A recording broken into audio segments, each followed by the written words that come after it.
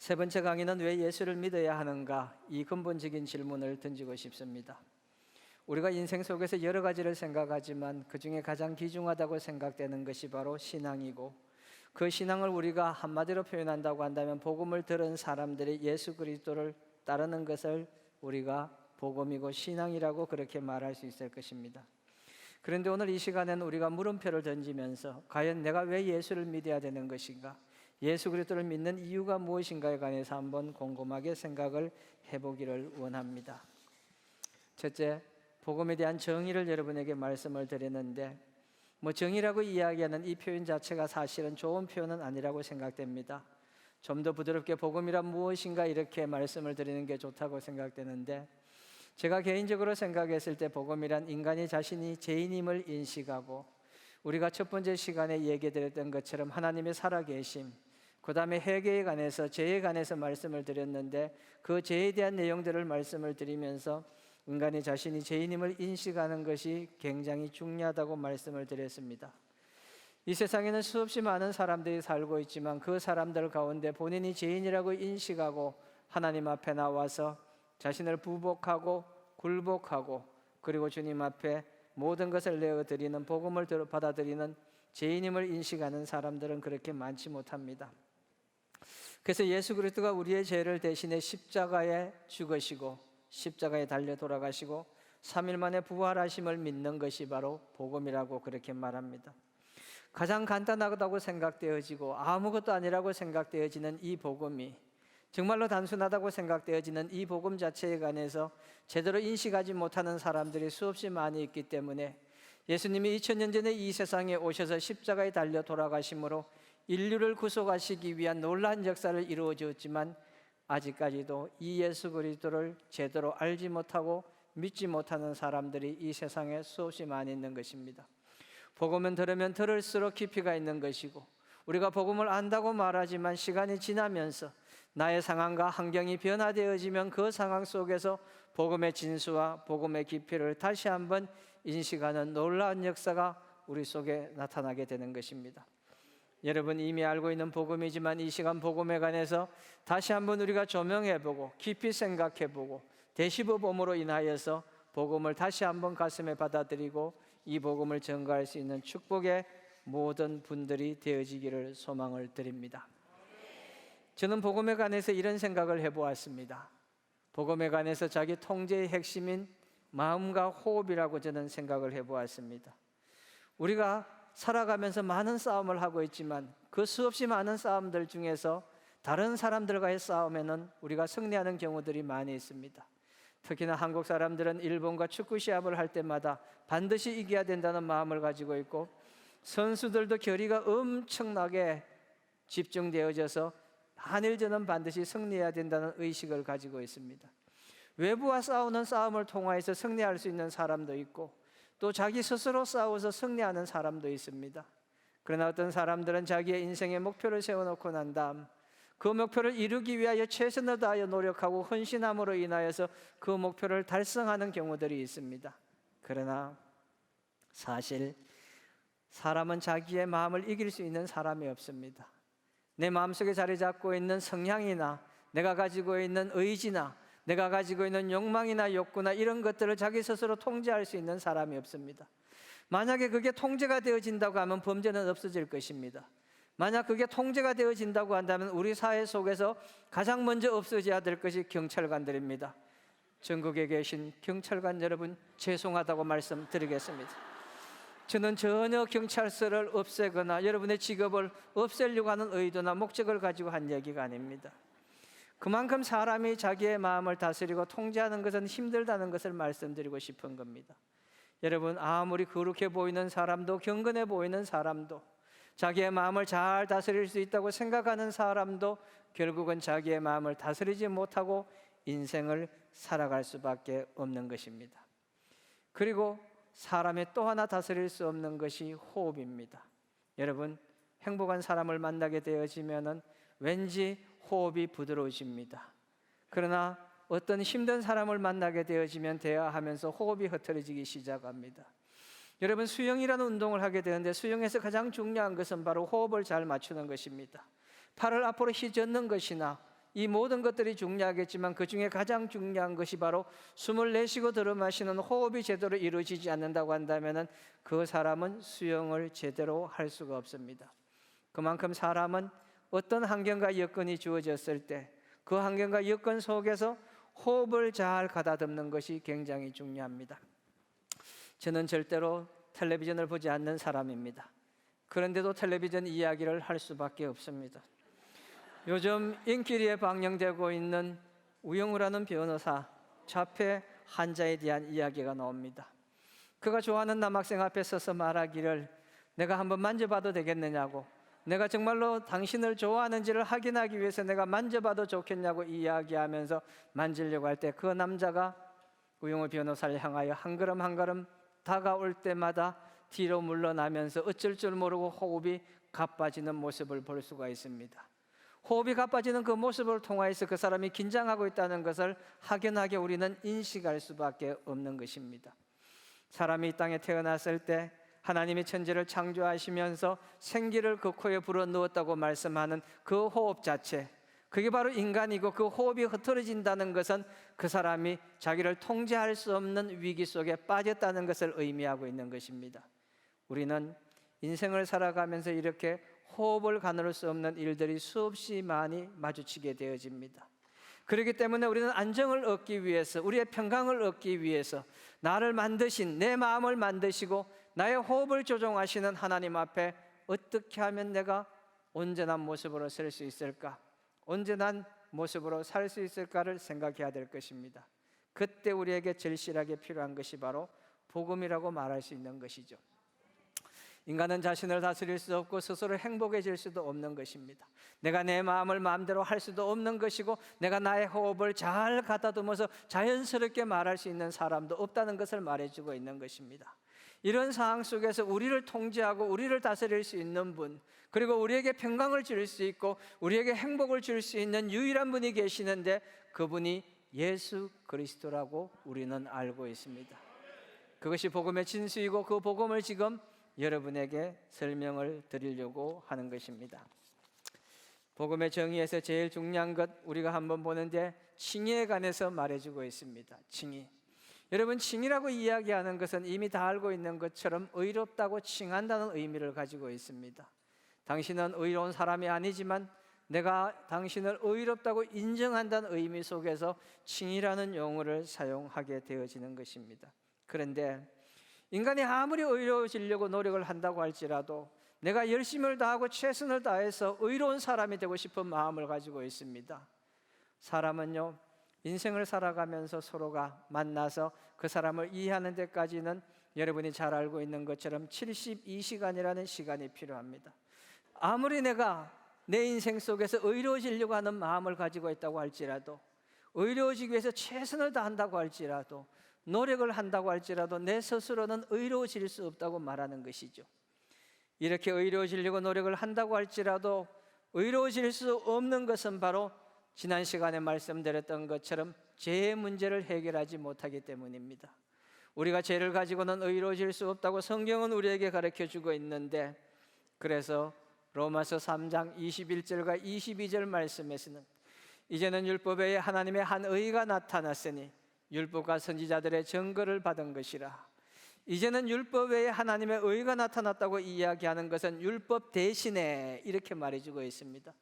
모든 유대인들이 생각했을 때 율법을 지킴으로 인하여서, 이 몸을 가지고 율법을 잘 지킴으로 인하여서 그 사람은 의로운 사람이 된다는 개념을 가지고 있었는데, 예수님이 이 땅에 오심으로 인하여서 이 율법을 대신해서 하나님의 한 의가 나타났으니, 예수 그리스도가 나타났으니 율법과 선지자들의 증거를 받은 것이라.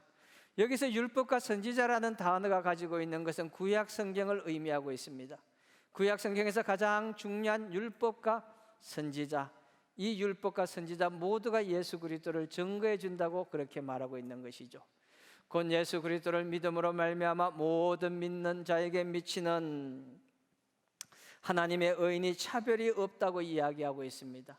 하나님의 의가 차별이 없이 모든 사람에게 임했다고 말하고 있는 것은 죄 없다고 인정하는 것이 모든 사람들에게 임한다고 말해주고 있는 거예요. 어떤 사람은 엄청나게 큰 죄를 지었다는 개념을 가지고 있는 사람이 있습니다. 어떤 사람은 나는 별로 큰 죄를 짓지 않았다는 개념을 가지고 있는 사람이 있지만, 이런 모든 사람들에게 하나님의 의가 미치는데 구분 없이 모든 사람들에게 차별 없이 하나님의 의가 미친다고 얘기하는 것이죠. 그러므로 우리가 복음을 듣고 행복한 삶을 살아가기 위해서 가장 중요한 것은 우리의 죄악의 문제를 해결하는 것입니다. 우리의 죄의 문제를 해결하고 예수 그리스도를 구주로 영접하고 그분을 나의 주인으로 받아들이는 그 순간 우리 모두는 행복한 삶이 되어질 수 있는 것입니다. 그렇다고 하면은 죄의 문제를 어떻게 해결할 수 있는가를 살펴보도록 하겠습니다. 우리가 가지고 있는 죄의 문제를 해결해야 되는데, 오전에 살펴봤던 성경 구절을 다시 한번 보도록 하겠습니다. 로마서 6장 23절 말씀, 죄의 삭선 사망이요 죄의 결과는 사망이라고 말씀했습니다. 죄를 짓는 그 결과로 인하여서 하나님과 분리된다고 말씀드렸습니다. 죄를 지은 그 결과로 인하여서 마음에 고통이 있다고 얘기했습니다. 죄를 지은 그 결과로 인하여 내 마음에 평화가 없다고 말씀했습니다. 이런 모든 죄의 결과는 결국은 한 번 죽는 것은 사람에게 정한 이치라고 이야기했죠. 죽을 수밖에 없게 되어지는 것이고 사망에 이르게 되어지는 것이고, 그 사망 이후에는 심판을 받게 되어지는 것이 인간의 삶이었습니다. 그런데 너무나도 감사하게 로마서 6장 23절이 죄의 삭선 사망이 하고 딱 끝났다고 한다면은 너무나 슬플 텐데, 하나님께서는 그렇게 하지 아니하시고 하나님의 은사는 그래도 예수 우리 주 안에 있는 영생이라고 그렇게 말씀하고 있습니다. 하나님의 은사라고 이렇게 번역되어 있는 부분, 오전 시간에 말씀드렸는데 하나님의 은사라고 하는 이 은사는 바로 하나님의 선물을 말해주고 있는 것입니다. 예수님께서 우리를 구원하시기 위하여 예수님을 선물로 보내주셨다는 것을 말씀하고 있는 거예요. 그래서 하나님의 은사는 그리스도 예수, 하나님의 은사는 주어지요. 은사는 주어가 되어지는데 그 주어 다음에 그리스도 예수 우리 주 안에 있는 영생이라고 이야기하고 있는 것입니다. 그 영생은 바로 in Jesus, 예수 안에 있을 때만이 영생을 얻을 수 있다고 그렇게 설명해 주고 있는 것이죠. 그래서 우리는 예수님을 구주로 영접함으로 인하여서 죄의 문제를 해결하고 하나님의 자녀가 되는, 하나님의 자녀로서 누려야 되는 축복을 가지고 있어야 될 것입니다. 여러분, 자녀에 관해서 여러 가지를 많이 생각을 해보았습니다. 저는 영국에서 유학을 하면서 공부를 하고 공부가 마무리되고 박사과정에 입학을 하고 난 다음에 IMF가 오게 되었습니다. 그 어려운 시기에 아내와 아이를 데리고 IMF를 이겨낸다는 것은 상당히 힘이 들었습니다. 제가 영국을 처음 떠났을 때는 1파운드에 1,200원 하던 것이 IMF가 와가지고 영국에서 공부하고 있을 때 그게 1파운드에 3,000원이 넘어가게 되었습니다. 2배 이상이 넘어가게 되니까 생활이 곤란해서 제가 방법이 없어서 호텔 청소부로 취직을 하게 되었습니다. 호텔 청소부로 취직을 해서 저녁 6시만 되면 호텔에 가가지고 밤을 새워서 일을 합니다. 밤을 새워서 일을 하는데 가장 행복한 시간은 여자 화장실 청소하는 시간이었습니다. 그 시간은 이루 말할 수 없이 행복한 시간인데 꼭 그 시간은 새벽 3시나 4시 그 사이에 청소를 합니다. 아무도 들어오지 않습니다. 다른 모든 구역에는 카메라가 설치되어 있어서 청소하는 것들이 모니터를 통해 가지고 다 확인을 하고 있는데 여자 화장실에는 이 CCTV가 없다는 사실을 저는 얼마나 행복하게 생각했는지, 여자 화장실 들어가면 화장대가 거울이 쫙 돼 있고 손을 씻을 수 있는데 대리석으로 만들어놨는데 올라가서 누우면 얼마나 편한지 모를 정도로 엄청난 편한 곳이, 그곳에 올라가서 한 30분 정도 누워가지고 눈을 좀 붙여도 될 정도로 엄청나게 잘 돼 있는 것입니다. 그런데 많은 사람들이 그런 것들을 바라보고 생각하고 느끼면서도 사실은 죄에 대한 본성을 잘 해결하지 못하는 거예요. 예수 그리스도 안에 있다는 것을 제대로 인식하지 못하는 그런 문제들을 가지고 있다는 것을 우리는 주변에서 수없이 많이 볼 수가 있습니다. 자, 그렇게 하면서 영국에서 공부를 하는 과정 속에서 여러 가지를 고민하고 생각하고 힘들어하는 IMF 기간 동안에 하나님의 사랑하심을 깨닫게 되고 하나님의 인도하심을 경험하게 되어지시고 하나님이 나를 얼마나 축복하신다는 것을 알게 되어지면서 내 마음속에 우리 주 예수 안에 있는 영생이 무엇을 의미하고 있는 것인지, 내가 예수 안에 있다는 것이 어떤 의미를 가지고 있는 것인지, 내가 하나님의 자녀가 되어서 in Jesus Christ 안에 있다는 것이 얼마나 행복한 삶을 말하고 있는지를 절실하게 배우는 기회가 되어졌습니다. 그때 제 마음속에 모든 제약은 사라진 것 같고 하나님께서 온전히 나를 잡아주시고 인도하시는 축복의 모습만이 남아있다는 것을 말하고 있습니다. 그러면서 사람에게 제일 버려야 될 것 중에 하나가 바로 죄를 버리는 것이구나. 우리의 죄 문제를 해결한다고 한다면 가장 행복하게 살 수 있는 것이고, 죄의 문제를 해결하고 예수 그리스도를 구주로 영접하고 그분을 따라간다고 한다면 가장 복된 삶이 되어질 수 있는데 하는 마음이 생기게 되어진 것입니다. 그래서 지금 우리에게 절실하게 필요한 것은 회개를 말하고 있는 것입니다. 저는 회개에 관해서 나름대로 이렇게 한번 정의를 해보았습니다. 죄인을 구속하시는 하나님의 은혜로 자신의 죄성을 깊이 깨닫고 자기가 죄인인 것을 철저하게 깨달아 알고 죄로부터 결정적으로 돌이키는 행위를 말하고 있는 것입니다. 여기서 저는 행위라고 그렇게 표현을 했지만 이 행위라고 말하는 것은 내가 죄를 완전히 벗어버려서 죄와 분리되어지고 더 이상 죄에 짓지 않으려고 하는 의지와 결단을 나타내고 있는 것이죠. 그리고 성령의 인도하심을 받아 죄를 포기하고, 여러분, 성령의 인도하심을 받아 죄를 포기한다는 것은 내가 스스로 아무리 죄를 내려놓고 싶어도 이 죄를 내려놓을 수가 없는 거예요. 내가 이걸 반복할 수밖에 없는 죄성에 빠져있는 나의 모습을 보면서 내가 이것을 내려놓을 수 있도록, 내가 이것을 그만둘 수 있도록 하는 것이 얼마나 힘들고 어려운 일인지를 실감하게 되어지는 겁니다. 제가 신학대학의 교수로 오기 전에 목회를 좀 해봤는데, 목회를 하면서 성도들이 겪는 아픔과 고통들이 여러 가지가 있습니다. 그 중에서 담배를 피우고 계시는 분들, 그분들 참 예배만 끝나고 나면 일정한 곳 시간에 일정한 장소에 그룹을 형성해서 조직을 갖추어서 매주 돌아가면서 다음 주에는 네가 들키지 않게 담배를 교회 갈 때 가져와라. 그리고 네가 불을 가져와라. 집에서 출발할 때는 절대 교회 가서 담배 피우지 않겠다는 마음을 가지고 선서를 하고 왔는데, 그 조직에 들어간 조직원들이 예배만 끝나고 나면 사인을 주고는 뒤로 가서 숨어가지고는 꺼내가지고는 땡기고 있는 모습을 가끔씩 보면서, 제가 다 알고 있는 상황인데 내가 예배가 끝나고 난 다음에 밥을 먹고 가는 김 집사, 이 집사, 박 집사, 신 집사는 없었습니다. 제가 신씨라서 몰려가가지고 담배를 피우고 그곳에 모여있는 사람들, 내가 가가지고 볼 수도 있는 상황이지만 가지 않는 거예요. 그러면서 다 알고 있는 사실이지만 성령께서 그들의 마음을 주장하시고 인도하심으로, 하나님의 성령이 그들을 만져주심으로 인하여서, 하나님의 성령께서 형통하는 역사를 보여주심으로 인하여서 죄를 포기할 수 있는 은혜가 나타나게 해달라고 기도하는 것이죠. 우리가 단순간에 죄를 포기하지 않습니다. 칭이라고 이야기하고 있는 것은 하나님께서 우리를 의롭다고 인정해 준 것이 칭이고, 그 칭의를 받았다고 할지라도, 하나님의 자녀가 되었다고 할지라도 여전히 우리는 죄의 본성을 가지고 있고 그 죄를 회개하고 그 죄와 싸우기 위하여 날마다 전투를 해야 되는 사람이에요. 그래서 사도 바울이 말하길, 오라 나는 공고한 사람이라, 내가 매일 죽는다, 내가 매일 죄 때문에 죽을 수밖에 없다고 이야기하면서 죄의 사슬에서 벗어나려고 노력한 것이었습니다. 그래서 저는 회개의 필요성은 성령의 인도하심을 받아 죄를 포기하는 거예요. 왜 포기라는 단어를 썼는가 하면, 이 포기라는 단어 자체가, 제가 영국에 가가지고 언더그라운드 튜브를 타게 되었습니다.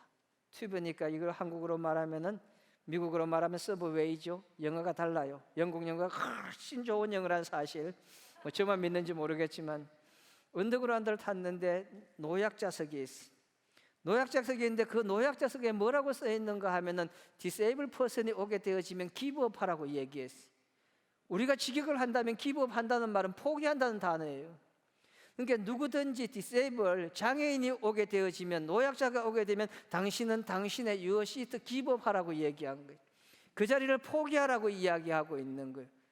기브업이라는 것은 양보하는 것이 아니고 포기를 나타내고 있는구나. 어떤 의미로 본다면 기브업 자체가 양보를 나타낸다고 생각할 수 있겠지만, 그 기브업이 가지고 있는 의미는 포기라는 생각으로 본다면은 우리는 죄를 포기해야 될 사람들입니다. 우리가 포기해야 될 것이 많이 있다고 할지라도 그 중에 가장 먼저 포기해야 될 것은 바로 우리의 죄악을 포기하는 것이죠. 이것을 포기하고 거룩한 생활을 하도록 하는 것이 저는 회개라고 말씀을 드리고 싶습니다.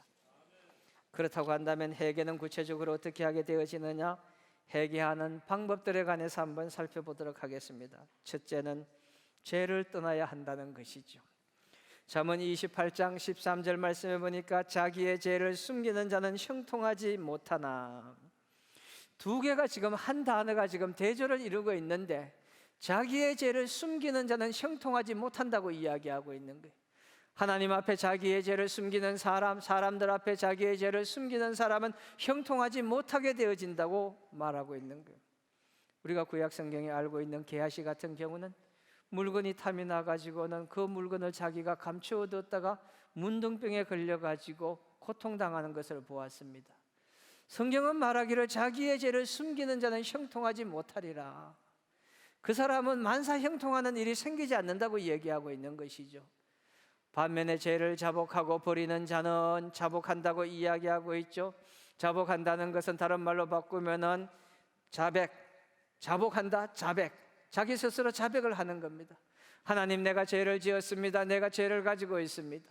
나 같은 죄인을 주님께서 용서해 주시기를 원한다는 마음을 가지고 죄를 자복하고 버리는 사람, 죄의 습성을 버리는 사람들, 그런 자는 불쌍히 여김을 받는다고 말하고 있는 것이죠. 긍휼히 여김을 받는다고 말하고 있는 것입니다.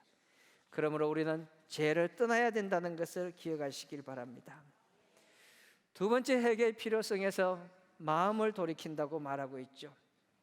요엘에서 2장 13절 말씀해 보니까 너희는 옷을 찢지 말고, 여러분 옷을 찢는다 그렇게 얘기하고 있죠. 여러분이 옷을 입고 있습니다.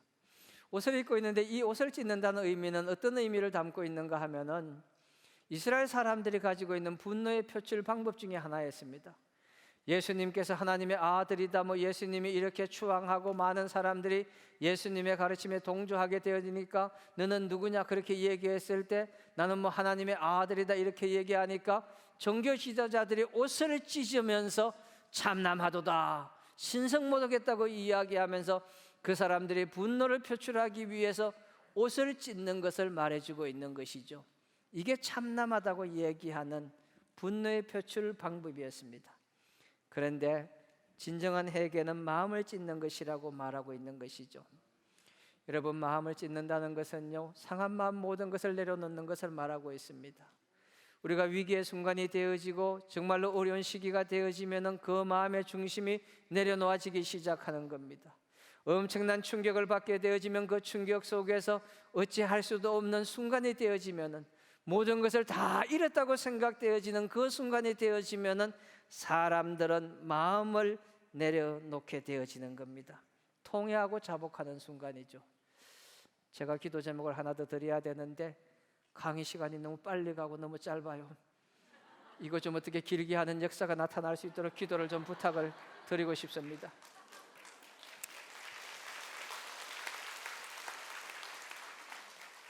박수도 치지 마세요.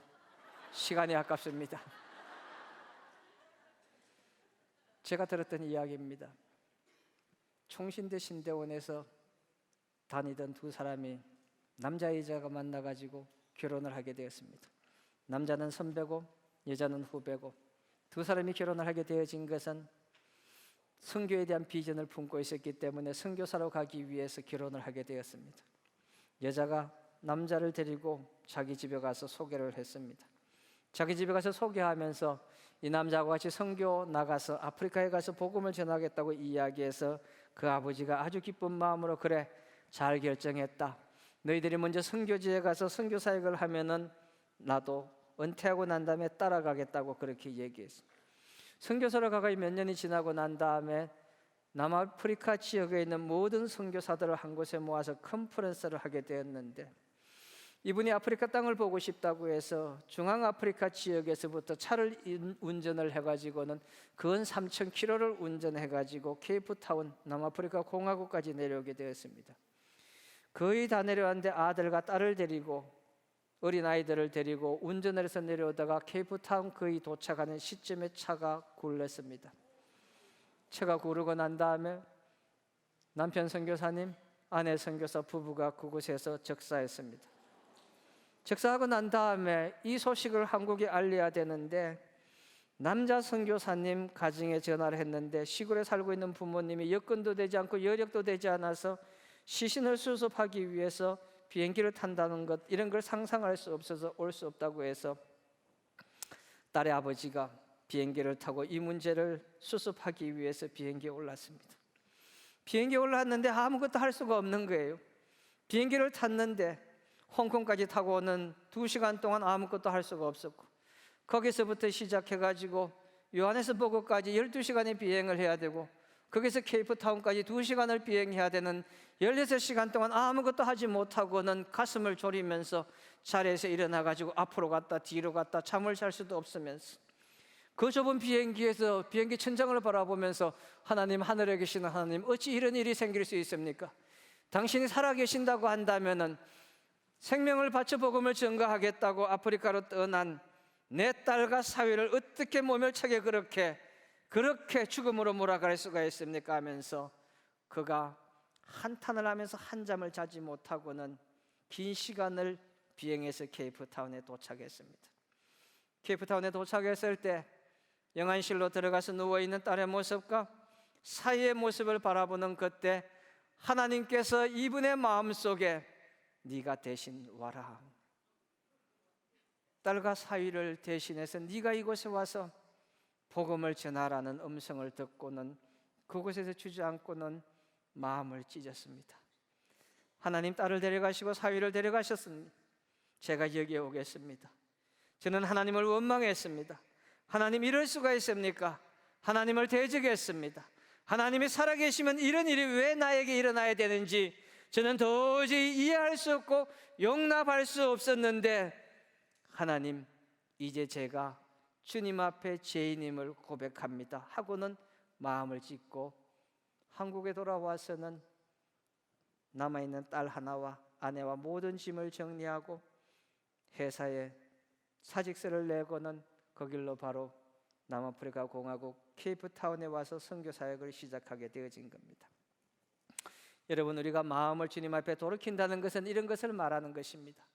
대부분의 사람들은 생각했을 때, 나에게 기쁨이 생기고 행복이 생겼을 때, 나에게 좋은 일이 생겼을 때 내가 하나님을 따라가겠다고 이야기하지만, 하나님은 때로는 정말로 힘들고 어려운 순간에 빠져있는 사람들의 마음을 받으십니다. 상한 마음을 받으시는 주님이라고 말씀하고 있는 거예요. 우리의 마음이 다 찢어지고 녹아지고 더 이상 일어설 수도 없는 순간이 되어졌을 때, 인생을 포기하고 싶고 살고 싶은 마음이 사라졌을 때, 더 이상 나는 아무것도 아니라고 생각하고 내 인생은 끝났다고 그렇게 고백하면서 울 힘도 없을 만큼 지쳐있는 그 순간 속에 하나님은 우리를 콜링하시고, 하나님은 우리에게 복음을 주시고, 하나님은 예수 그리스도의 십자가 사건이 어떤 의미를 가지고 너의 인생에 함께하고 있는가를 보여주시기 위하여서 그런 순간 속에 우리의 마음을 부르시고 우리의 마음을 찾으시는 주님이라고 말씀하고 있는 것입니다. 사랑하는 애트미 가족 여러분, 새로운 생명을 만들어내는 제작소에 오신 여러분, 우리의 마음을 주님 앞에 드리는 것이 회개인 것입니다. 우리의 마음을 돌이켜 주님 앞에 나아가는 것이 회개인 것입니다. 내 온 마음과 지쳐있는 마음까지도, 나의 낭망해 있는 마음까지도, 더 이상 일어날 수 없는 마음까지도 철저히 내가 죄인임을 인식하고, 하나님, 나의 마음을 받아 주시옵소서. 나의 이 모습 이대로를 받아달라고 주님 앞에 간구하며 기도하는 것이 바로 그것이 진정한 회개이고 그것이 복음을 들은 사람의 모습인 것입니다. 형식이 아닌 마음을 다해 회개를 주님 앞에 올려드리는 것이죠. 또한 회개에 필요해서 마음을 돌이킨다는 것은 갈라디아서 5장 24절에 나타나 있습니다. 그리스도 예수의 사람들은, 그리스도 예수의 사람이라는 것은 예수에게 속한 사람은, 내가 예수에게 속한 사람, 예수를 믿음으로 인지져서 되어 있는 사람이라면은 육체와 함께 그 정욕과 탐심을 십자가에 못 박았느니라. 죄를 향한 죄의 본성이 바로 열정과 욕망을 버리는 것입니다. 죄의 본성인 열망, 죄의 본성인 욕망을 버리는 것이 바로 마음을 돌이키는 것입니다. 저는요, 개인적으로 참 검소하게 살려고 노력을 많이 하고 있습니다. 검소하게 살려고 노력을 하다 보니까 제가 한국에 와서 차가 필요해서 머뭇거리고 있으니까 제 동서가 타던 차 아반떼를 저에게 주었어요. 아반떼를 주었는데 그 차는 이미 근 17년이 가까이 되는 차였습니다. 17년이 가까이 되고 제 동서가 이제 소나타로 바꾸면서 그 차를 저에게 주면서 이 차 가져가라고 해서 받았습니다. 그 차를 타고 한 5년을 타서 22년이 되었습니다. 22년이 되고 난 다음에 동서가 다시 차를 바꾼다고 하면서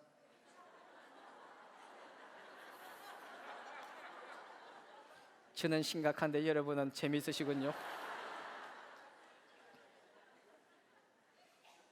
동서가 교장 나간다고, 장학설에 있다고 교장 나간다고 주변에 있는 모든 학교 교장들이 그랜저를 탄다고 이야기하면서 자기도 그랜저로 바꾸겠다고 2년 된 그랜저를 사겠다고 이야기하면서 소나타를 저보고 가져가라고 얘기.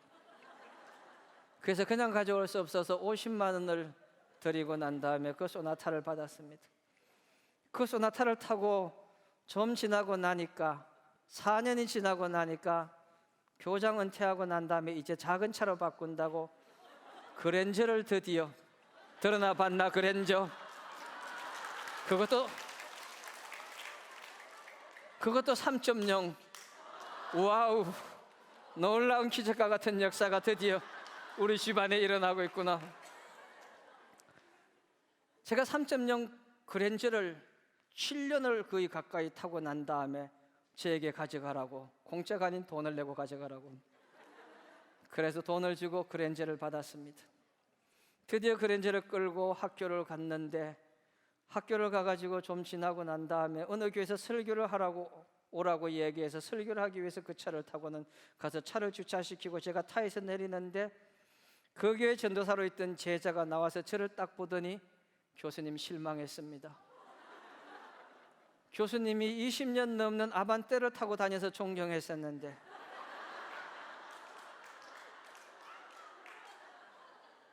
다 쓰러져가는 소나타를 타고 다닐 때 너무나 존경스럽고 귀했었는데 어떻게 교수님 그랜저를 타고 오실 수가 있습니까? 그날 저는 설교를 포기했습니다. 그날 저는 설교를 포기하고 그 전도사님을 잡고는 전사님 제 얘기를 들어보세요. 이거는 제가 산 차가 아니고요. 제 동서가 있는데 교장으로 있다가 은퇴하면서 차 바꾼다고 저에게 줘가지고 제가 탈 수밖에 없는 차입니다.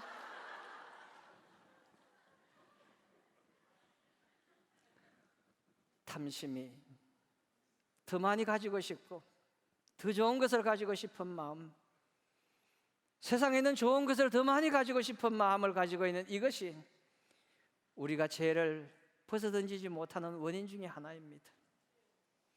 오늘 여기 나와 있는 말씀처럼 그리스도 예수의 사람은 육체와 함께 그 정욕과 탐심이라고 이야기하는 욕심, 더 많은 것을 누리려고 하는 욕심을 버리지 아니하고는, 그걸 십자가에 못 박지 아니하고는 죄에서 우리가 벗어날 수 없다고 얘기하는 거예요. 그렇다고 여러분이 가지고 있는 그랜저 다 포기하라는 얘기 아닙니다. 자기의 수준에 맞게 다음 시간에 말씀드린 것처럼 섬기는 삶을 산다면 아무런 문제가 없을 거예요. 여러분, 작은 부분부터 여러분의 마음을 하나님 앞으로 돌이켜야 됩니다. 아주 세심한 부분부터 마음을 돌이켜서 주님 앞으로 돌아가야 됩니다. 그게 회개입니다. 나는 살인하지 않았습니다. 도둑질하지 않았습니다. 이웃에 있는 사람들에게 피해를 주지 않았습니다. 내가 물건을 훔친 적이 없습니다. 그래서 나는 의로운 사람이 되어지는 것이 아니라 우리의 삶 속의 작은 부분까지도 주님 앞에 내어놓을 수 있는, 주님 앞에 내어놓고 나의 죄를 고백할 수 있을 때 우리는 진정한 기독교인이 되고 예수를 믿는 방법인 것을 기억하시길 바랍니다. 그렇다고 한다면 우리가 주님 앞에 회개하고 나면은 그 회개의 결과는 어떻게 되는가? 하나님 나라에 합당한 사람이 되어지는 것이죠. 누가복음 9장 62절 말씀에 보니까 예수께서 이르시되 손에 쟁기를 잡고 뒤를 돌아보는 자는 하나님의 나라에 합당치 아니하니라. 예수께서 이르시되 손에 쟁기를 잡고 뒤를 보는 자는 하나님 나라에 합당하지 않다. 우리는 하나님 나라에 합당한 사람으로 뒤를 돌아봐서는 안 됩니다. 기독교인은 과거가 중요한 것이 아니라 미래가 중요한 것입니다. 우리는 과거에 매여 사는 사람이 아니라 미래를 바라보고 살아가는 사람입니다. 우리가 미래를 바라본다는 것은 우리의 죄악을 벗어버리고 하나님이 원하시는 삶이 무엇인가? 하나님이 나에게 무엇을 원하고 계시는가? 하나님이 나에게 어떤 삶을 추구하기를 원하시는가? 하나님이 나에게 인생의 가치관으로 심어주시는 것이 무엇인가를 생각하면서 미래를 향하여 걸어갈 수 있는 사람이 되는 것입니다. 제 자녀는 육신의 것에 욕심을 가지고 과거에 머물러 있으려고 하는 것이죠. 제 본성을 가지고 있는 사람은 자기의 안위만을 생각하는 삶으로 살아가려고 하는 것이죠. 그러나 하나님의 사람 예수 그리스도를 믿는 사람, 하나님 나라에 합당한 사람이 되어지면은 그 사람은 미래직이며 자기를 희생하고 헌신하는 마음을 가지고 사람을 섬기며 살아갈 수 있는 축복의 사람이 되어지는 것입니다. 저는 개인적으로 생각했을 때 회개한 이런 사람들이 우리 주변에 많아졌으면 좋겠습니다. 회개하고 이런 마음을 가지고 있는 사람들이 많아져서 우리 주변에 있는 모든 것들이 밝아졌으면 좋겠습니다. 우리는 너무 힘들게 살아가고 있어. 주차하는 문제 때문에 이웃하고 싸워가지고 칼부림이 일어나는 나라는 한국밖에 없습니다. 2층에서 들려오는 소음 때문에, 생활 소음 때문에 사람을 죽이는 나라도 한국밖에 없습니다. 사람을 죽이도록 건물을 만드는 건축업자들도 정말로 심각한 부분이, 왜 30년이면 아파트를 바꿔야 됩니까? 30년이 지나면 왜 재개발을 해야 됩니까? 제가 영국에 있을 때 보니까 그 사람들은 100년, 200년, 300년, 400년 된 건물을 그대로 가지고 있으면서 자랑을 하고 있는데, 남아공에 있을 때도 보니까 집들이 보니까 뭐 300년, 400년 된 집들을 가지고 있는데 왜 그런 문화를 만들어가지 못하고 사람이 살인이 날 수 있는 그런 집을 만드는지 모르겠습니다. 그런 의미 속에서 우리는 하나님 나라에 합당한 사람으로 살기 위해서 작은 부분들부터 회개하고 살아가야 된다는 생각이 듭니다.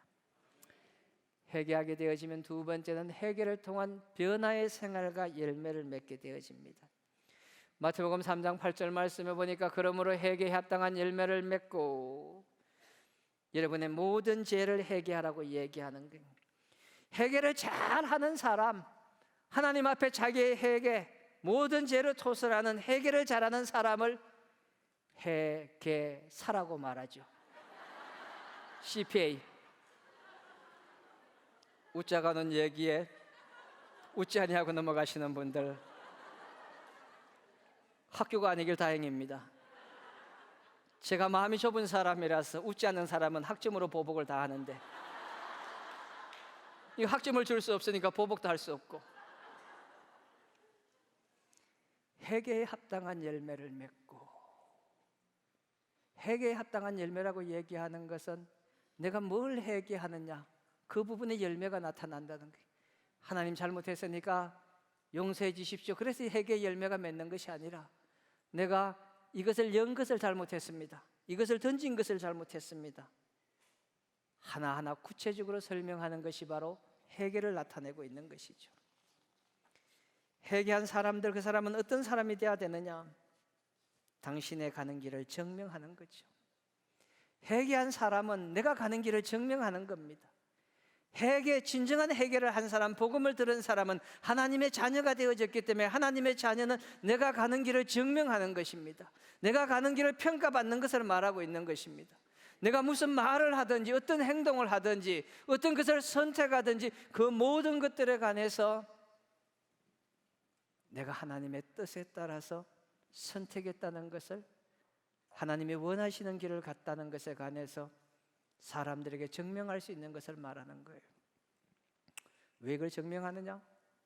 우리가 우리의 인생을 마쳤을 때 주님께서 그것에 관해서 평가하실 때, 그것에 평가할 때 그때에 우리가 그분 앞에 나는 이런 삶을 살았다고 고백하는 것을 말하고 있는 것이죠. 정말 당신이 죄로부터 돌이켰는지, 그리고 하나님 앞에 돌아와 있는지, 예수님을 구주로 영접하기 위하여서 내가 모든 죄악을 회개하고 주님 앞에 돌아왔는지를 스스로 살펴보자고 말하고 있는 것이죠. 그래서 예수를 구세주로 영접하자. 영접하는 자 곧 그 이름을 믿는 자들에게는 하나님의 자녀가 되는 권세를 주었다고 이야기하고 있습니다. 영접한다는 것은 뭐예요? 액셉트한다는 것입니다. 받아들인다는 것을 말하고 있는 것입니다. 받아들인다는 것은 예수님을 나의 주인으로 받아들인다고 말씀하고 있는 것이죠. 내가 과거에는 죄의 종으로 살고 있는 인생이었지만, 죄악에 물들어 사는 삶을 살아왔었지만, 이제는 더 이상 죄악에 물들어 사는 삶이 아니라 하나님 안에서 예수 그리스도를 믿음으로 말미암아서, 예수의 이름을 믿음으로 말미암아서 하나님의 자녀가 되는 권세를 가졌기 때문에 죄악을 떠난 하나님의 자녀로 새롭게 살아갈 수 있는 삶을 표현하고 있는 것입니다. 여러분, 예수님을 구주로 영접하는 기적의 역사가 나타나기를 바랍니다. 인생의 주인이 나에서 예수님으로 변화되는 역사가 나타나기를 소망합니다. 물질이 나의 주인이었지만 이제는 더 이상 물질이 나의 주인이 아니라 예수님이 나의 주인됨을 고백할 수 있는 축복의 사람들이 되시기를 바랍니다. 만약에 예수님이 우리의 주인이 되시고 하나님이 우리의 주인이 되어주신다고 한다면은 그분은 우리의 인생을 고아처럼 버려두지 아니하시고 모든 것을 책임지시는 축복의 분이라는 것을 기억하시길 바랍니다. 여러분, 이것이 복음입니다. 죄를 회개하고 예수 그리스도를 구주로 고백하고 그분을 따라 사는 삶이 복음의 삶을 살아가는 것입니다. 복음과 성화에 관해서 말하면서 다른 복음은 저는 없다고 그렇게 말씀을 드리고 싶습니다. 그러나 많은 사람들이 얘기하길 이게 진리의 길이라고 이야기하며 이게 아르케라고 이야기하고 이 길을 따라가야만 온전하다고 이야기하지만 그런 길은 하나도 없습니다. 갈라디아서 1장 6절 말씀, 그리스도의 은혜로 너희를 부르신 이를 이같이 속히 떠나 다른 복음을 따르는 것을 내가 이상하게 여기노라. 그리스도의 은혜로 갈라디아 교회의 사람들이 구원을 얻어서 하나님의 자녀가 되었는데 그들이 그 복음을 따르다가 어느 순간 율법을 지키고 율법을 따르려고 하는 모습으로 돌이키려고 할 때 사도 바울이 갈라디아 교회 성도들을 향하여 하는 말이 그리스도 은혜로 너희를 부르신 이를 이같이 속히 떠나다니, 예수를 구주로 영접하고 복음을 듣고 난 다음에 그 복음에서 떠나려고 하다니 다른 복음을 따르는 것을 내가 이상하게 여긴다고 말하면서 다른 복음은 없나니 천하 인간에게 다른 복음을 주신 일이 없다고 이야기하고 인간의 구원을 얻을 수 있는 길을 제시해 주지 않았다고 얘기하고 있는 것입니다. 왜 예수를 믿어야 합니까? 왜 예수 그리스도를 구주로 영접해야 합니까? 우리는 죄인이고 그 죄의 문제를 해결하지 않고는 행복한 삶을 살아갈 수가 없기 때문입니다. 그 죄의 문제를 단번에 해결해 주신 분이 바로 예수 그리스도이기 때문에 우리는 그분을 믿음으로 말미암아 하나님의 자녀가 되어지고 하나님의 자녀가 되므로 자녀로서 누릴 수 있는 온전한 축복을 가질 수 있기 때문에 우리는 예수 그리스도를 믿어야 하는 것입니다. 그런데 예수 그리스도를 믿고 멈추어 있으면 안 됩니다. 그 사람은 성화, sanctification, 성화의 삶을 살아가야 되는 것입니다. 성화의 삶을 산다는 것은 빌립보서 1장 25절에서 말하고 있는 것처럼 내가 살 것과 너희 믿음의 진보와 내가 살 것과 너희 믿음의 진보, 사도 바울이 감옥에 갇혀 있는 상황 속에서 내가 살 것과 너희 믿음의 진보가 나타나기를 원한다는 거예요. 여기서 말하는 진보라고 이야기하는 것은 앞이 막혀 있는 것을 뚫어내면서 나아가는 것을 말하고 있습니다. 전진한다는 의미를 가지고 있는 것입니다. 나의 삶의 장애물이 나타났을 때 그 장애물을 바라보고 이건 타협해야 되겠다. 이건 내가 넘을 수 없어. 이건 하나님이 용서할 거야 하고 죄를 짓고 타협하는 것이 아니라 그런 상황이 되어졌을 때 그것을 뛰어넘는 것을 바로 진행시켜 나가는 것을, 전진해 나가는 것을 바로 믿음의 진보라고 그렇게 말해주고 있는 겁니다. 그런데 이런 믿음의 진보를 이루어가는데 기쁨을 위하여, 믿음은 진보와 기쁨 두 가지로 항상 나타나는 거예요. 믿음은 뭔가 이루기 위하여 주님의 뜻을 따라서 앞으로 나아갈 때마다 기쁨도 함께 주신다고 말씀하고 있는 거예요. 이거는 불가능한 일이라고 생각하고 될 수 없는 일이라고 생각을 하고 나는 도저히 안 된다고 생각하지만 믿음을 가지고 그것을 돌파해 나갈 때마다 기쁨도 함께 주신다고 말씀하고 있는 겁니다. 이것이 그리스도인의 특권이에요. 복음을 들은 사람들의 특권입니다. 결론을 짓겠습니다. 사랑하는 애트미 가족 여러분, 새생명 제작소 가족 여러분, 우리에게 가장 중요한 것은 복음을 말하고 있습니다. 그 복음은 예수 그리스도를 나타내고 있는 것이고, 그 예수 그리스도는 인간의 굴레에 빠져 있는 죄의 굴레에서 벗어나지 못해서 불행한 인생이 될 수밖에 없는 삶을 행복한 인생으로 바꿔주기 위하여 예수님께서 십자가에 달려 돌아가시고 죽은 지 3일 만에 부활하는 기적의 역사를 이루신 것이 바로 복음입니다. 이 복음을 여러분들이 받아들이고 수용함으로 인하여서 하나님의 자녀로서 행복하고 멋진 인생을 살아갈 수 있는 축복이 지금부터 영원히 계속되어지는 은총이 함께하기를 간절히 소망합니다.